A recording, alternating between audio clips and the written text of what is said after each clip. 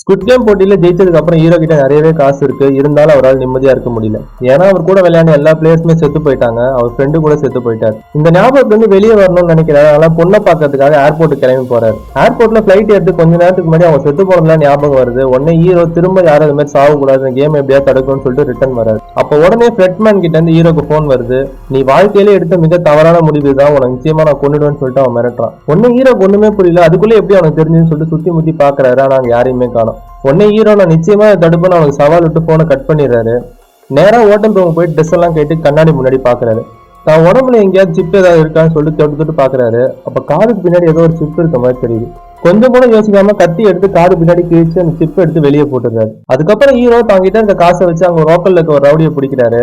அவன் மூலியமா எல்லா ரயில்வே ஸ்டேஷன்லயும் போய் டச்சு கேம் விளையாடுறவனை போய் தேட சொல்றாரு. அந்த டானும் அவர்கிட்ட வேலை செய்யற எல்லார்கிட்டயும் அதிக காசு கொடுத்து அது மாதிரி தேட சொல்றாரு. அவங்க எல்லாரும் ஒரு வாட்ஸ்அப் குரூப் மாதிரி ஒன்று ஆரம்பிக்கிறாங்க. ஒவ்வொரு ரயில்வே ஸ்டேஷனா போய் தேட ஆரம்பிக்கிறாங்க. அந்த ரயில்வே ஸ்டேஷன்ல தேடி யாருமே கிடைக்கலன்னு சொல்லிட்டு ஒவ்வொருத்தரும் போட்டோ எடுத்து குரூப்ல போட்டுக்கிட்டே இருக்காங்க. அப்ப அந்த டானும் அவனோட ஆளும் சேர்ந்து தேடி ரொம்ப டயர்டாகி கீழே உட்காந்துடுறாங்க. எவனா டச்சு கேம் வந்து ரயில்வே ஸ்டேஷன்ல விளையாடுவாங்கன்னு சொல்லிட்டு அவன் ஆள் அந்த டான் கிட்ட கேட்டுட்டு இருக்கான்.